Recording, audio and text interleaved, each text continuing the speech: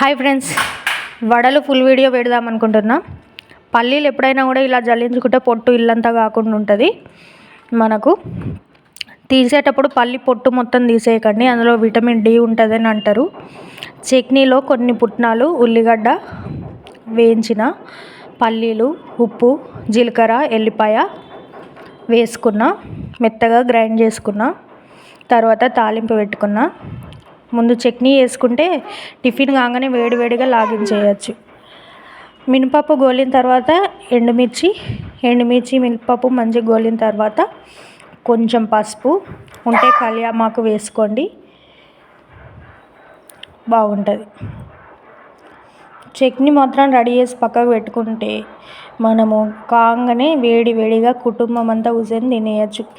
టిఫిన్లు ఏవైనా కూడా మినపగుళ్ళు కదా, అవి అట్లా కనిపిస్తున్నాయి చట్నీలో. ఇది నేను నైటే పట్టి పెట్టుకున్న పప్పు, గ్లాసెడ్ పప్పు నానబెట్టుకొని నైటే పట్టుకున్నాం. పప్పు కూడా తొందరగా నానాలంటే వేడి నీళ్ళల్లో నానబెట్టుకుంటే ఒక 1/2 అవర్ 1 అవర్లోనే నానుతుంది. మనకు గుర్తు లేకున్నా కూడా నైటే నేను పట్టి పెట్టుకున్న రవ్వ కూడా అందులో కలిపి పెట్టుకుంటే మంచిగా నాని ఉంటుంది.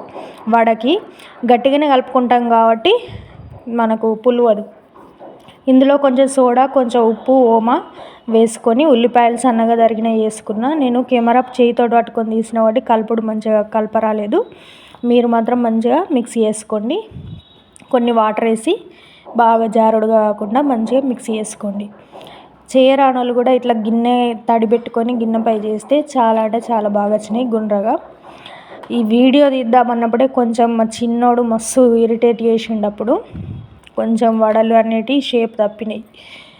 ఏమనుకోకండి, మీకు మాత్రం మంచిగా వస్తాయి. ఎత్తుకో అమ్మా నేను చూస్తా, నేను వడలు అవి చూస్తా అని ఎత్తుకో అని కాళ్ళల్లోనే తిరుగుతాడండి. అట్లా అయ్యేసరికి కొంచెం నాకు డిస్టర్బెన్స్ అయినాయి. వడలు అనేటివి మీకు మాత్రం తప్పకుండా మంచిగా వస్తాయి. కవర్ మీద వేసుకున్న మంచిగానే వస్తాయి, ఇట్లా గిన్నె పైన వేసుకున్న మంచిగానే వస్తాయి. నేను 2 విధాలుగా వేస్తా, మరీ చేయితోటి మాత్రం వేయను. చేయితోటి వేస్తారు కొంతమంది, కానీ అట్లా మంచిగా అనిపించవు, చిన్నగా వస్తాయి, తిన్నట్టు కావు.